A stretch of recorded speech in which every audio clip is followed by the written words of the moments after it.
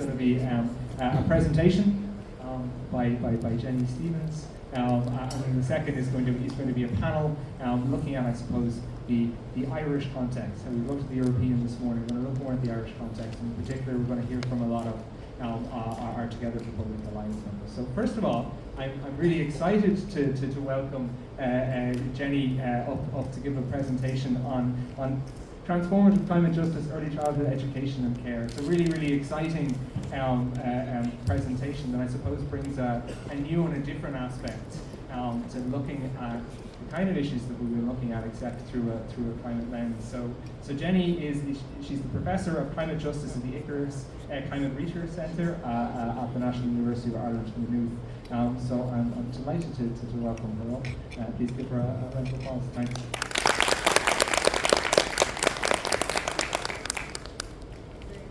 Thank you, Donal, and thank you, Alex, and National Women's Council for inviting me. This was actually one of the most exciting invitations I got recently to come and speak, because it's connecting dots in different ways than we usually do.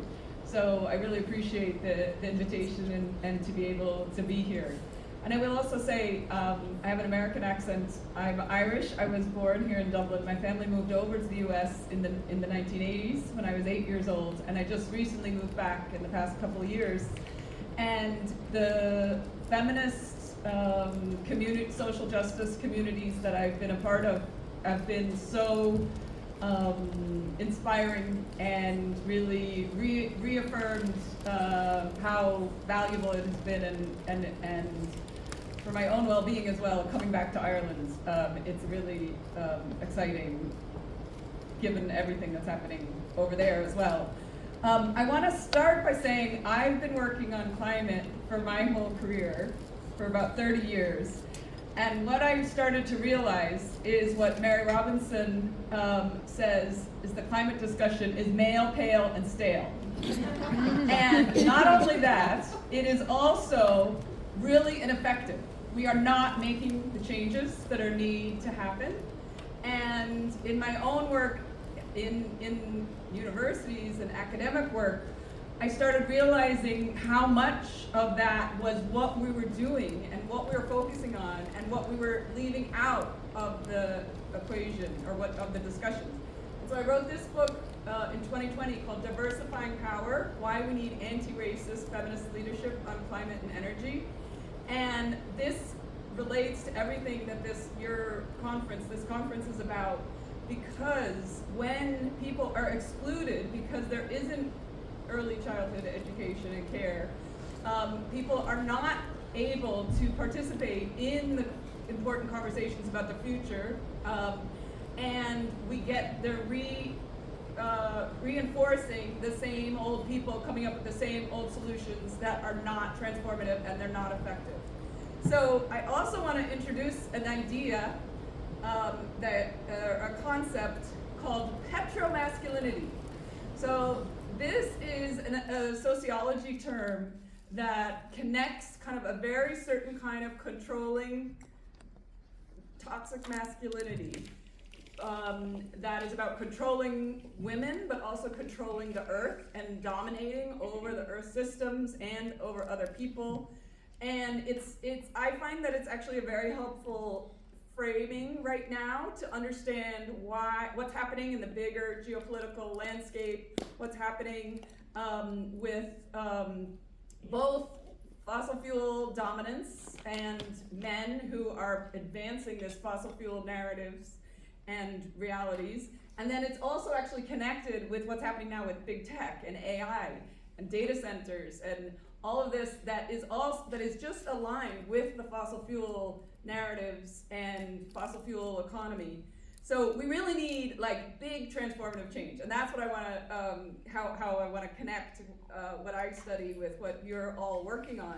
And from a feminist climate justice perspective, I think it's really important to acknowledge that the climate change is not a problem that we need a fix for, right? It's actually a symptom of the exploitative, extractive, profit-seeking systems and structures, and also that are creating this disconnection from what really matters and what really are most valuable to us.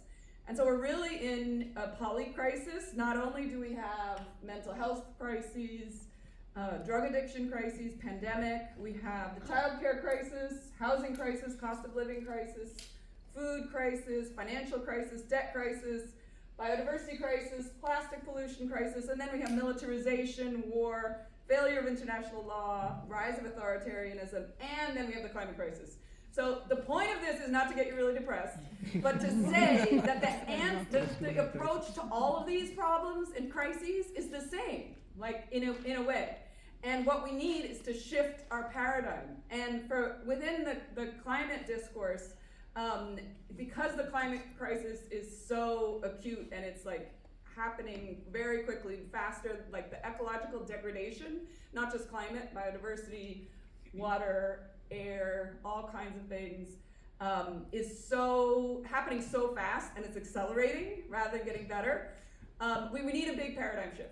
And I propose climate justice as one of the ways to think about this. So climate justice is not about emissions reductions, which is what we hear about climate, right? It's shifting the paradigm. So instead of focusing on individual behavior, we have to talk about collective action. Instead of focusing on technologies, we have to talk about social change. Instead of profit-seeking priorities, we need to talk about well-being priorities. Instead of this idea of accumulating wealth as like the norm of society, we need to talk about sufficiency. Do you have enough? Do your family have enough? Do the community next to you have enough? It's a different paradigm. Instead of linear assumptions, this causes this, we have to talk more complex systems. Instead of always talking about innovation is coming up with new things. We also need to talk about exnovation, how to stop doing the things that we know are really harmful, or how to move away from some of our systems and structures that are preventing us from prioritizing what really matters. Instead of concentrating wealth and power, we need to be shifting toward more distributing wealth and power, and instead of militarization, we need to be having kind of a human rights and liberation perspective. So this is kind of the paradigm shift, and this is from a figure in my book, which actually is about how in the universities and our education system at large, we aren't transformative enough, even in what we're researching, what we're teaching, how we're talking about these issues. So the idea here is to move away from what I call climate isolationism, which if I studied and focused on climate isolationism, I probably wouldn't be invited to this conference, right? We need to move away from that kind of way of thinking and shift more toward these kinds of priorities, climate justice priorities. And this is absolutely essential to avert growing polarization, resentment, and anger that we know and we understand why people are being left out, because the carbon emissions reduction goals are not being linked with investment, public investment in the things that people and households and communities need. So I bring also kind of an optimistic perspective here. I wrote this article a couple weeks ago, right after President Catherine Connolly was elected, saying that she is actually a climate justice president. She doesn't necessarily declare that herself, but the point is that even though climate wasn't a big issue in the campaign, actually, in fact, many were very disappointed with how the media didn't ask the candidates about climate, environment, sustainability.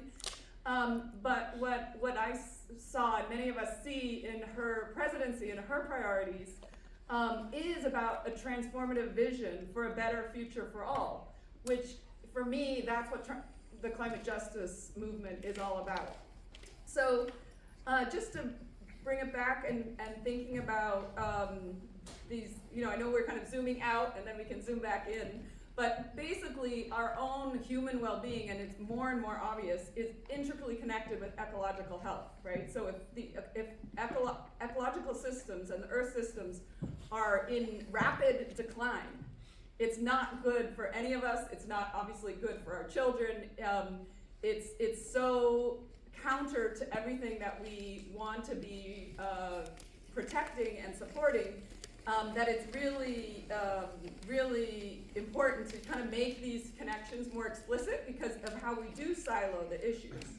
I also just want to acknowledge we are in a very disruptive time. I know it doesn't always seem like it, sometimes it seems like it, but in geopolitically, globally, humanity is in a very precarious, unstable time. There's shifts in world orders, or however you want to frame it. But I think my own sense is that there's so much good work and amazing things happening with people who are standing up for social justice and climate justice and the things that really matter in life, and valuing early childhood education and care work, that we have to be ready with proposals and ideas for when there are more cracks in these systems, because the current system and structures and these priorities that are currently being mainstreamed are not going to be able to be continued, because we're in so many of these crises modes. Things are breaking, things are not working, people are suffering, and we are going to have to, but I think that's why we actually, we have to scale up our ambition for bigger transformative change by connecting these different issues together. So I just wanted to connect with, I mentioned several of the things that I've been most inspired by moving back to Ireland is being part of the Feminist Communities for Climate Justice, which is National Women's Council and Community Work Ireland project.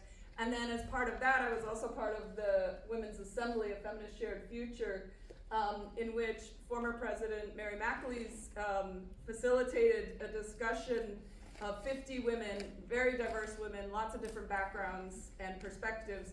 And one of the unifying themes was, among everybody, was about ecological care for people and the planet together, right? And this ecological health and well-being.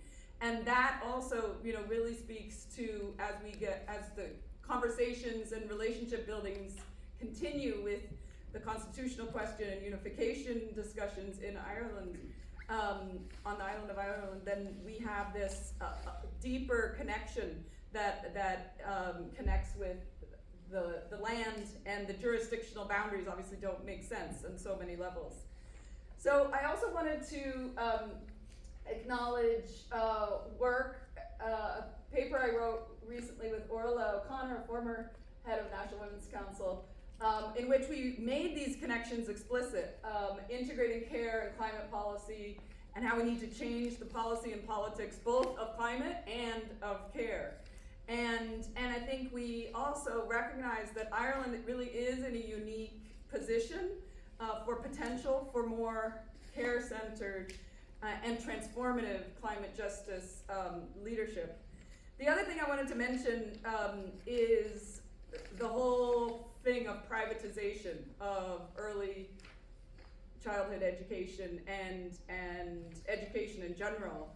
And this is something that I have, with colleagues at Maynooth University, we are about to launch in the next month or two a new report about corporate power in Ireland. So this is a cross-cutting challenge, right, in the economic system that we have and the way the government and public services continue to be contracted out or privatized, and then our tax money is going to private profit-seeking corporations, which is, and it's happening in climate, it's happening in care, it's happening in education, it's happening in housing, it's happening in every area of crises. And I think it's becoming more obvious to people that this is part of the problem, right? And we can't fix and improve and provide the basics and the important services that we need to provide until we are able to kind of reclaim that public service and not contract it out to profit-seeking organizations that literally don't care about as much about the service that they are providing as public or not-for-profit organizations can focus differently. So within the university space and the higher education space, and I'm just sharing this, we've started a new collective to try to acknowledge the huge public investment in higher education. And it's the same, there's big money, a lot of money going toward education at every level, including early childhood, primary, secondary, and tertiary education. And though that investment of our public resources should be very future-oriented, right? It should be climate justice based and integrate principles of transformation and advancing social justice, economic justice, and yet, but we're not there, right? And so what we're trying to do is work together and share resources and strategize about being ready for this bigger transformative change when there are cracks in the systems, windows of opportunity to propose a whole other way of doing things.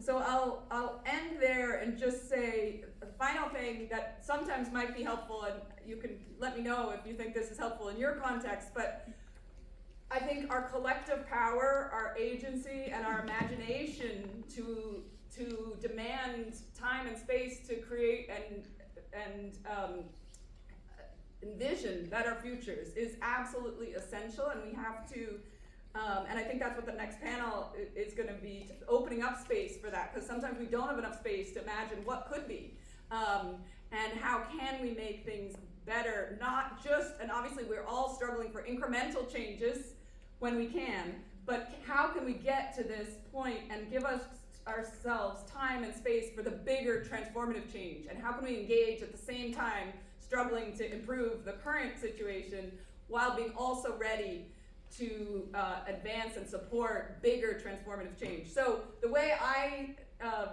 think about this, and the way the Climate Justice Universities Union, our collective, thinks about it, is kind of these three categories. We can be working on resisting, reclaiming, and restructuring. And you can't always be resisting, right? Because we're all in the systems we're trying to change.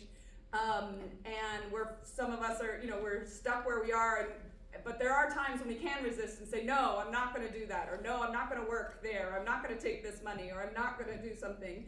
But then another thing we can all do is reclaim the public good and the public service and investing in the future, and many of us are doing that work all the time, right?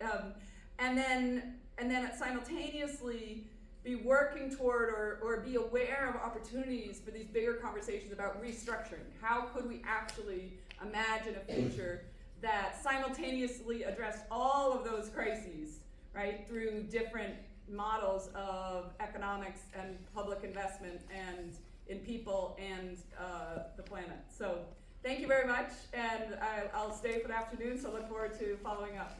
Thank you.